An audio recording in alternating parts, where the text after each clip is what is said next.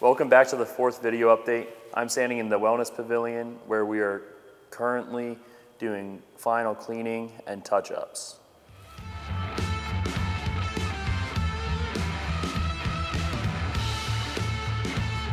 Since the last update, we have installed all of the lighting in this room, along with uncovered the TV in the front of the space. This is the new bathroom in the entryway of the Wellness Pavilion.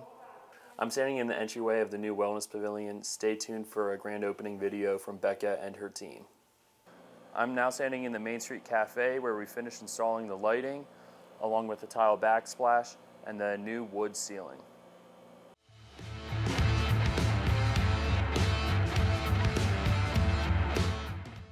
We also completed the new flooring in the Main Street Cafe.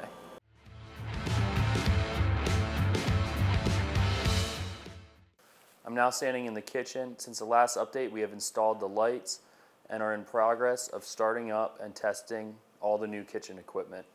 Thanks for coming along today. Please be on the lookout for the next video update.